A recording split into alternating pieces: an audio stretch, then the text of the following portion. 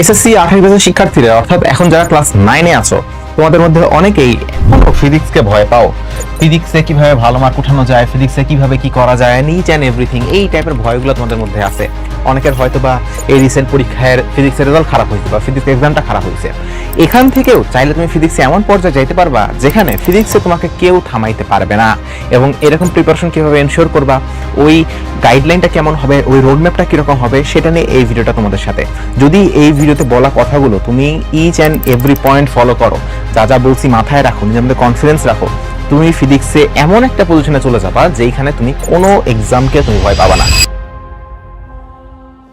So এই video দেখার জন্য কয়েকটা জিনিস লাগবে। এক, ভাইয়ের উপর আস্থা। দুই, নিজের পরিশ্রম করার বা নিজের ডেডিকেশন দেওয়ার যেই ইচ্ছা শক্তি, সেটা যদি এগুলো থাকে, এই দুটো জিনিস, তাহলে ভিডিওটা চলো শুরু করা যাক। তোমাদের সাথে আছি আমি, তোমাদের পারভেজ ভাইয়া, পড়াশোনা করছি বুয়েটে, পড়েছি নটরডেম কলেজে। দেখো, ফিজিক্সে ভালো করার জন্য 3টা স্টেপ তোমার একদম খুব ভালো মতো মাথায় রাখা লাগবে। বা আরো ভালো মতো বলতে গেলে এসএসসি ফিজিক্স যেটা, এইচএসসি ফিজিক্স একটু আলাদা। এইচএসসি ফিজিক্স নিয়ে তোমরা কলেজে উঠলে তখন কথা বলবো। এখন এসএসসি ফিজিক্সে ভালো করার জন্য 3টা স্টেপ তোমার খুব ভালো মতো আয়ত্তে রাখা দরকার। 3টা স্টেপ। এখন আমরা ম্যাক্সিমাম ক্ষেত্রে 1 নাম্বার স্টেপে যে আটকে যাই, 1 নাম্বার স্টেপকে সবচেয়ে বেশি গুরুত্ব দেই, সেটা হচ্ছে কনসেপ্ট বোঝা। কনসেপ্ট, অবশ্যই কনসেপ্ট দরকার, অবশ্যই কনসেপ্ট দরকার। কনসেপ্ট না বুঝলে তুমি কোনো কিছুই করতে পারবা না। এটা একদম বেসিক, এটা একদম বেসিক স্টেপ, প্রথম স্টেপ। হ্যাঁ, এটা একদম বেসিক ফার্স্ট স্টেপ, প্রথম স্টেপ তোমার কনসেপ্ট বোঝা। কনসেপ্ট যদি না বুঝো, তুমি কোনো প্রশ্ন ধরতে পারবা না, কোন সূত্র ইউজ করতে হবে কিছুই পারবা না, কোনখানে কি করতে লাগবে জাস্ট হা হয়ে বসে থাকবা যদি কনসেপ্ট ক্লিয়ার না থাকে। এখন কনসেপ্ট কোন জায়গা থেকে ক্লিয়ার করবা? প্রথমে বলছি কনসেপ্টের পরে কিন্তু আরো অনেকগুলো স্টেপ আছে।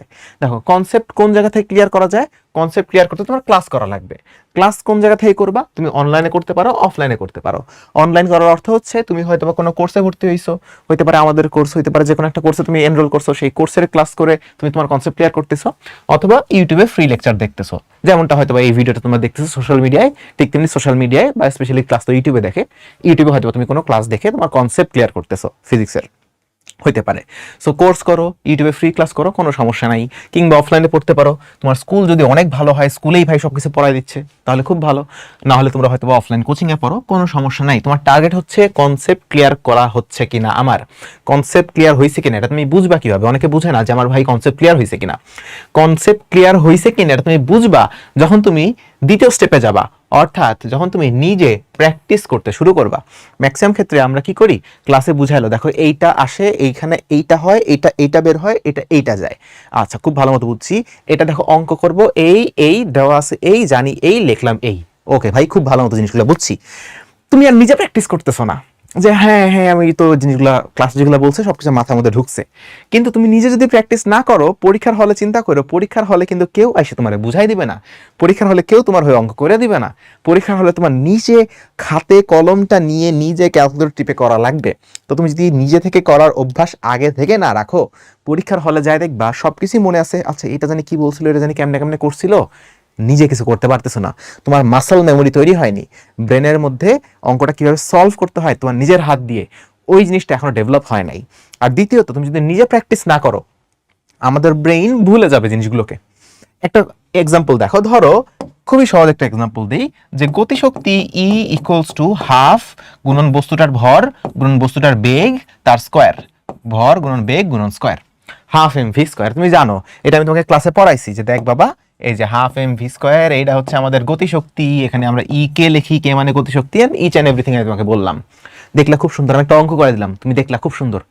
যখন তুমি নিজে করতে যাচ্ছ, তখন তোমার ব্রেইন চিন্তা করবে, আচ্ছা ভাই জানি কি ফর্মুলা বলছিল, হাফ mv স্কোয়ার, আচ্ছা হাফ mv স্কোয়ার দিয়ে করলাম। আরেকটা অঙ্ক করবা এই সূত্রের, হাফ mv স্কোয়ার, আচ্ছা হাফ mv স্কোয়ার দিয়ে করলাম। তোমার ব্রেইন বুঝবে, আচ্ছা এটা এমন একটা জিনিস, যে জিনিসটা আমার প্রতিদিন দরকার হয়, যে জিনিসটা আমার অঙ্ক সলভ করার জন্য নিজে থেকে দরকার হয়, তার মানে এটা একটা গুরুত্বপূর্ণ জিনিস, এবং তোমার ব্রেইন এটাকে ব্রেনের মধ্যে পার্মানেন্টলি সেভ করে রাখবে। সো এই ফর্মুলা তুমি আর কখনো ভুলবা না, এই ফর্মুলা কোথায় ইউজ করতে হয় তুমি আর কখনো ভুলবা না, পরীক্ষার হলে যায় তুমি এটা ইউজ করতে পারবা। এবং এই ফর্মুলা যে ইউজ করা লাগবে, এইটা বুঝতে পারাই হচ্ছে এই ফর্মুলার কনসেপ্ট। কনসেপ্ট জিনিসটা এইটাই। কনসেপ্ট জিনিসটা এমন না যে কেন হচ্ছে, কিভাবে হচ্ছে, সবকিছু আমি বুঝে যাবো, সবকিছু কেউ কখনো বুঝে না। বাট একটা প্রবলেম, একটা রিয়েল লাইফ প্রবলেম সলভ করার জন্য, সলিউশন বের করার জন্য কোন কোন মেথড, কোন কোন অ্যাপ্রোচ নিতে হবে, এটা কেন নিতে হবে, ওইটা হচ্ছে কনসেপ্ট। তুমি যদি বুঝতে পারো এই ফর্মুলা কোথায় ইউজ করতে হয়, কেন ইউজ করতে হয়, তাহলে তোমার কনসেপ্ট ক্লিয়ার। এবং এটা মাথার মধ্যে যেন সেট হয়ে থাকে, সেজন্য তোমার নিজে থেকে প্র্যাকটিস করতে হবে। ওকে, তুমি নিজেকে প্র্যাকটিস করতেছো, তাহলে এটা তোমার মাথার মধ্যে সেট হয়ে যাবে। আর তুমি নিজে প্র্যাকটিস করো নাই, ক্লাসে আমি এটা বলছি, তুমি দেখছো ও মাই গড ফ্যান্টাস্টিক, এবং তুমি এটা নিজে প্র্যাকটিস করো নাই, তাহলে তোমার ব্রেইন মনে করবে আচ্ছা এই যে এরকম একটা জিনিস বলছিল, আমার তো এটা কখনো কোথাও লাগে না, ওই যে ক্লাসে একবার দেখাইছিল, ক্লাস তো শেষ, আমার তো লাগবে না, এইটা তাহলে আমি ডিলিট করে দিই। সে তখন এটা ডিলিট করে দেয়। তুমি এই জন্য পরীক্ষার হলে যে তোমার মনে পড়ে না, যে এটা তো পড়ছিলাম, মনে পড়ে না কেন? মনে পড়বে কেন? তুমি তো এটা এখনো ইউজ করো নাই, তুমি তো নিজে থেকে ইউজ করো নাই। তুমি যদি নিজে থেকে ইউজ না করো, ব্রেন তো মনে করবে এটা একটা রাবিশ জিনিস, ভুলে যাই। সো তোমার ব্রেন যেন ভুলে না যায়, এই জন্য তোমাকে এই ফর্মুলাগুলো দিয়ে নিজে থেকে প্র্যাকটিস করে করে তোমার ব্রেনকে বুঝাইতে হবে যে না, এগুলো একটা গুরুত্বপূর্ণ জিনিস, যেটা আমার প্রবলেম সলভ করতে কাজে লাগে। প্রবলেম সলভ করে এটা তোমার ব্রেনকে বুঝাইতে হবে। সো তুমি নিজে প্র্যাকটিস করবা কোন জায়গা থেকে? প্র্যাকটিস অবশ্যই তোমার যে মূল বইটা আছে, মূল বইটা সলভ করার তো কোনো বিকল্প নাই, তোমার মূল বইটা সলভ করাই লাগবে। মূল বই সলভ করতেছো, আর মূল বই তেমন একটা কিছু নাই, হালকা পাতলা, ওটা সলভ করতে তোমার প্রিপারেশন হবে না। তোমার এরপর গাইড বা একটা টেস্ট পেপার সলভ করা লাগবে। মেজরিটি গাইড ফলো করে, পরীক্ষার আগে হয়তো বা টেস্ট পেপার ফলো করে। সো গাইডের অঙ্কগুলো করে ফেলবা যতটুকু করা যায়, অথবা যদি পরীক্ষা ঘনায় চলে আসছে কোনো, সিকিউ সলভ করতে চাইতেছো চ্যাপ্টার ওয়াইজ, তাহলে চ্যাপ্টার ওয়াইজ যে টেস্ট পেপারগুলো আছে সেই চ্যাপ্টার ওয়াইজ টেস্ট পেপার থেকে সলভ করতে পারো। আরেকটা জিনিস, যেটা তোমার যদি অনলাইন ক্লাস করে থাকো, যদি কোর্স থেকে ক্লাস করে থাকো, তাহলে সেই কোর্সের যে পিডিএফটা থাকবে, ক্লাস পিডিএফ, সেই পিডিএফ এ তো অনেক অঙ্ক থাকে। বিশেষ করে আমাদের যে কোর্সগুলো, আমার আর রেদওয়ানের, ওইখানে তো পিডিএফ আমরা দিয়ে দিই, যেখানে অঙ্কগুলো থাকে অনেক। সো সব কোর্সে এরকম থাকে। সো এই পিডিএফ এর অঙ্কগুলো তোমার নিজে থেকে প্র্যাকটিস করা লাগবে। ক্লাসে যেগুলো করাইছে সেগুলো নিজে হাতে করতে হবে।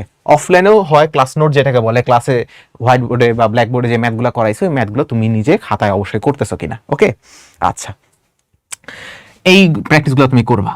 এরপরে যেটা মাথায় রাখবা, এটা সবচেয়ে বেশি ভয়, মানে ভুল করে এই জায়গায়, যে তুমি ভুল করতেছো এবং এটা তুমি প্যানিক করতেছো, যে ভাই আমি পড়ছি, সবই বুঝছি, নিজে প্র্যাকটিস করতে যাই, কিন্তু পারি না, আমার ভুল হয়।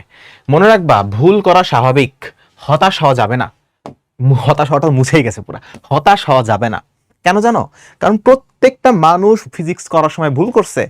এভরিওয়ান ফিজিক্সে ভুল করে। যে সাঁতার শিখতেছে, সে প্রথমে পানিতে লাফ দিয়ে সাঁতার শিখে যায় নাই, সে অনেক ভুলভাল কাম করছে, যার ফলে সে ডুবে যেতে লাগছে, একজনের সাথে তাকে ধরছে, আবার সে করতে লাগে ভুল করছে, আবার ডুবে যেতে লাগছে, সে এখন তাকে ধরছে, ভুল করতে করতে সে শিখছে। একটা বাচ্চা যখন দৌড়ানো শিখে, সে এমন না যে জন্মাইছে, পেট থেকে বের হইছে, হঠাৎ করে একদিন দৌড় দেওয়া শুরু করছে, এমন হয় না। সে উঠার চেষ্টা করে, পড়ে যায়, আবার উঠে, পড়ে যায়, আবার উঠে, আবার পড়ে যায়, আবার সে উঠে, হাঁটা শিখে, দৌড়তে যায়, পড়ে যায়, তারপরে সে আস্তে আস্তে দৌড়ানো শিখে। সো হোঁচট খাওয়া, পড়ে যাওয়া, ভুল করাটা স্বাভাবিক। তুমি অঙ্ক করতে গেলে, অঙ্ক করতে যায় তোমার ভুল হয়েছে, ভুল করা কখনোই খারাপ কিছু না। মনে রাখবা, প্রতিটা যে ভুল তুমি করতেছো, এটা একটা নতুন একটা শিক্ষা।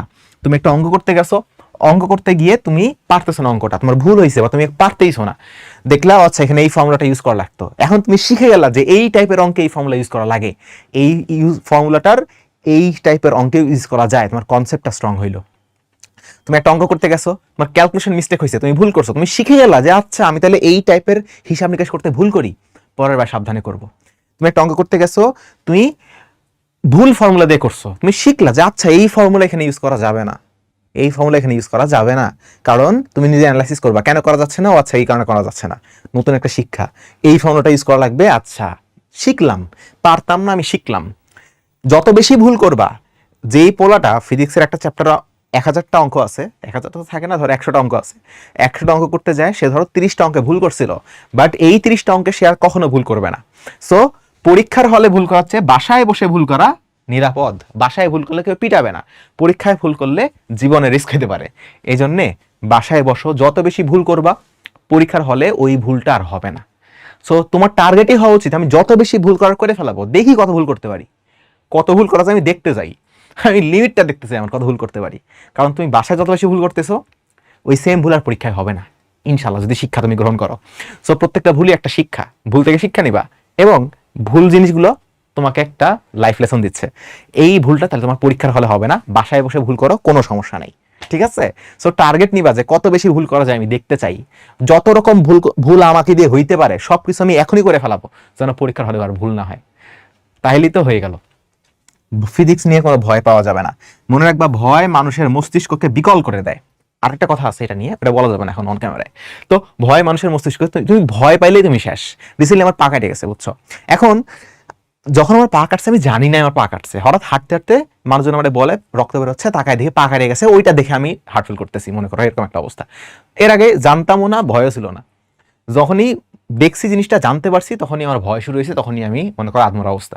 এই জন্যেই তোমার ভয় পাওয়া যাবে না, ডিলিট ভয়, ফেয়ার, এই জিনিসটা ডিলিট, তাহলেই হবে। তো যদি ফিজিক্সের এমন কোনো কোর্স চাও যে ভাই আমাকে ফিজিক্সের একটা কোর্সের কথা বলেন যেইখানে করলে আমার এই সবগুলো স্টেপ ক্লিয়ার হচ্ছে, কনসেপ্ট ক্লিয়ার হচ্ছে, প্র্যাকটিস কোথায় কীভাবে করবো, আপনার এই গাইডলাইনগুলো আমি পাবো, তাহলে আমি তোমাকে অবশ্যই সাজেস্ট করতে পারি রেদওয়ান মেথডে। রেদওয়ানের এবং আমার যে ফিজিক্স কোর্সটা আছে সেই ফিজিক্স কোর্স, এটা এখন ফিজিক্স কোর্সের ভিতরেই আছি। সো কই গেল কোর্স, বন্ধু বন্ধু বন্ধু বন্ধু কোর্স কই, এই যে এই ফিজিক্স কোর্সটা ক্লাস 9-এর তোমাদের যে ফিজিক্স কোর্সটা আছে, এখানে রেদওয়ানের পাশাপাশি আমিও ক্লাস নেই, দুজনেই আমরা ক্লাস নেই, দুজনেই আমরা এখানে পড়াই। স্টার্ট লার্নিংয়ে যাবা, কোর্সে যুক্ত হবা, যুক্ত হয়ে স্টার্ট লার্নিংয়ে যাওয়া, লার্নিংয়ে যায় তুমি যেই ধরনের ক্লাস করতে চাও, আমাদের যে লাইভ ক্লাস আছে, আর্কাইভে ক্লাস আছে, লাইভ ক্লাসগুলো যদি ঢুকো, এখানে তুমি সবগুলো লাইভ ক্লাস ওয়েবসাইটে সাজানো হিসেবে পেয়ে যাবা। যেমন যদি চ্যাপ্টার 5 আমি রিসেন্টলি পড়াচ্ছি, চ্যাপ্টার 5-এ যদি যাও, চ্যাপ্টার 5-এ যায় সবগুলো ক্লাস তুমি এখানে যাবা, কিছুই না, জাস্ট ওয়াচ নামে ক্লিক করবা, ক্লাস করবা সবগুলা ক্লাস। আর যদি লাইভে ক্লাস করো, ফেসবুক গ্রুপে লাইভ ক্লাস হয়, তুমি লাইভ ক্লাসে জয়েন করতে পারো, ঠিক আছে।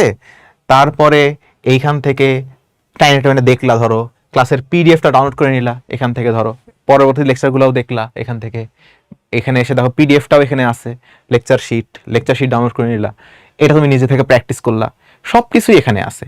এখানে ইচ অ্যান্ড এভরিথিং যা যা তোমার দরকার সব কিছুই এই কোর্সের মধ্যে থাকবে। কোর্সটা তোমরা চেক আউট করতে পারো, কমেন্টে অ্যান্ড ডেসক্রিপশনে সব জায়গায় লিঙ্কটা থাকবে। ওকে, ভালো থেকো সবাই। আর ফিজিক্স নিয়ে ভয় পাওয়া যাবে না, ফিজিক্স ইজি একটা জিনিস যদি মেথডগুলো ফলো করো। আল্লাহ হাফেজ।